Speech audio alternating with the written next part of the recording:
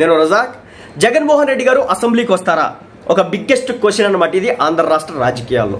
ఇలా ఎందుకు చెప్పాల్సి వస్తుందంటే, మనందరికీ తెలిసిందే పోయిన ఎలక్షన్స్ లో దాదాపు ఎన్ని స్థానాలు వచ్చినాయి? 151 స్థానాలు వచ్చినాయి. మరి ఇప్పుడు పరిస్థితి ఏంటి? ప్రతిపక్ష హోదా కూడా లేదు, కేవలం 11 సీట్లు మాత్రమే. మరి ఆ 11 సీట్లలో ఒకటి జగన్మోహన్ రెడ్డి గారు అనమాట. మరి మిగిలిన నాయకులు వైసీపీ పార్టీతో ఉంటారో లేదో కూడా తెలియనటువంటి పరిస్థితి, సిచ్యువేషన్ అలాంటిది అనమాట.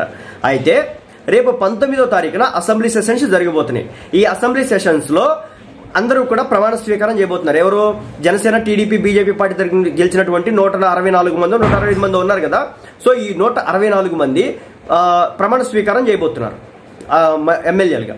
మరి జగన్మోహన్ రెడ్డి గారు ఆ ప్రమాణ స్వీకారానికి వస్తారా? పార్టిసిపేట్ చేస్తారా? ఆయన ఎమ్మెల్యేలు వస్తారంటే జగన్మోహన్ రెడ్డి గారు వచ్చేదానికి అవకాశం లేనంటే కనిపిస్తుంది. ఎందుకంటే మనందరం చూస్తున్నాం, ఇప్పుడు 500 కోట్లకి సంబంధించినటువంటి ప్యాలెస్లకి సంబంధించినటువంటి కమోట్ దగ్గర నుంచి మొదలు పెడితే పైన సీలింగ్ ఫ్యాను, ఏసీ వరకు ప్రతిదీ మనం చూస్తున్నాం. అదేవిధంగా ఫర్నిచర్కి సంబంధించినటువంటి ఉదాంతాన్ని మనం చూసాం. సో అదేవిధంగా జగన్మోహన్ రెడ్డి గారికి సంబంధించినటువంటి మరో విషయం ఏంటంటే, ఆయన ఇంటికి ఆయన చుట్టూ వేసినటువంటి గ్రిల్ ఏదైతే ఉందో దానికి సంబంధించి కూడా చూస్తున్నాం. సో ఇవన్నీ చూస్తుంటే మనకి జగన్మోహన్ రెడ్డి గారు బయటికి వచ్చి ఇప్పుడు అసెంబ్లీలో కూర్చొని ప్రత్యర్థుల దాడిని తీసుకునే స్టేజ్లో ఉన్నారంటే నాకు ఏమాత్రం కూడా కనిపించట్లేదు ఆయన అసెంబ్లీకి వస్తాడని.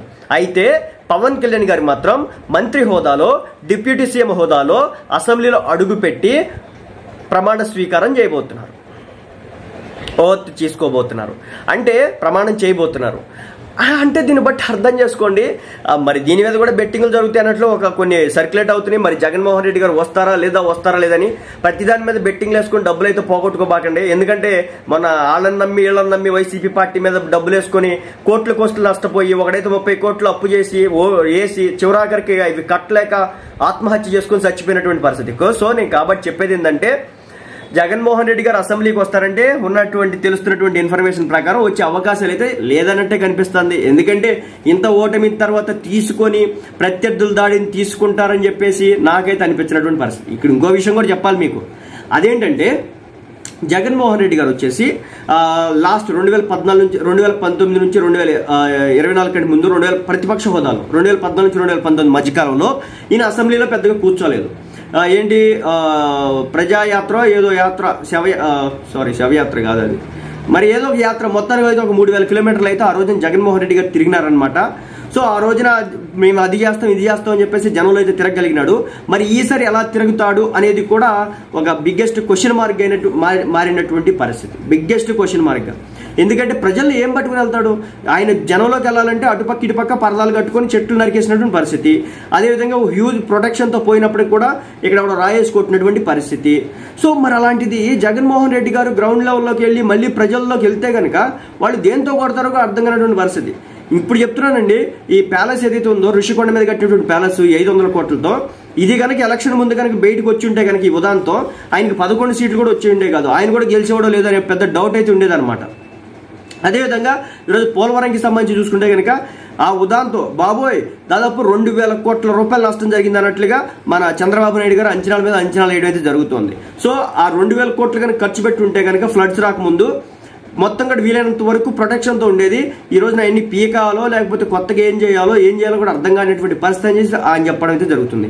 సో ఇవన్నీ చూసుకున్న తర్వాత మరి జగన్మోహన్ రెడ్డి గారు అసెంబ్లీలో అడుగు పెడతారంటే అర్థమవుతున్న విషయం ఒక బిగ్గెస్ట్ క్వశ్చన్ మార్క్. ఆయన అసెంబ్లీలో అడుగుపెట్టి పవన్ కళ్యాణ్ గారు తాకిండి, చంద్రబాబు నాయుడు గారిని తాకిండి, నారా లోకేష్ గారు తాకిండి, మళ్ళీ పైపెచ్చు వీళ్ళు చంద్రబాబు నాయుడు గారి భార్యను ఆయన వ్యక్తిగత జీవితాన్ని అడ్డగోలుగా అవమానించినటువంటి వ్యక్తులు.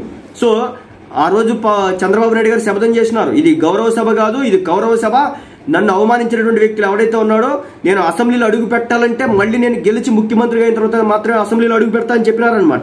అదేవిధంగా ఆయన ముఖ్యమంత్రిగా అడుగు పెట్టబోతున్నాడు. 5 సంవత్సరాల పాటు పవన్ కళ్యాణ్ ఓడిపోయాడు అని చెప్పేసి విష ప్రచారం చేసినటువంటి వ్యక్తులందరికీ కూడా ఒక 70 mm రాడ్ ఎర్రగా కాల్చింది దింపేసి పవన్ కళ్యాణ్ అడుగు పెట్టబోతున్నాడు. నారా లోకేష్ కూడా చాలా అవమానించినారు, ముఖ్యమంత్రి కొడుకువి నువ్వే ఓడిపోయినావు అని చెప్పేసి. ఆయన కూడా 90,000 మెజారిటీతో అసెంబ్లీలో అడుగు పెడితే కనుక మరి ముగ్గురిని చూసి జగన్మోహన్ రెడ్డి గారు అసెంబ్లీలో కూర్చుంటారంటే ఒక బిగ్గెస్ట్ క్వశ్చన్ మార్క్. కాబట్టి దీని మీద దిక్కుమాలిన బెట్టింగ్లు జరుగుతున్నాయంట, అదంటే ఆపండి. సో ఇలాంటి పనికి మళ్ళీ పంచాయతీలు అయితే పెట్టుకోవచ్చు. ఈ బెట్టింగ్స్ అన్ని కూడా ఆపేస్తే మంచిది. చివరిగా చెప్పేది ఏంటంటే, మళ్ళీ జగన్మోహన్ రెడ్డి గారు అసెంబ్లీలో అడుగు పెడతారంటే అదొక బిగ్గెస్ట్ క్వశ్చన్ మార్క్. అది ఆ దేవుడికి ఎరక, ఆయనకి ఎరక. సో వాళ్ళిద్దరికి తప్ప ఇంకెవడికి కూడా తెలియనటువంటి పరిస్థితి.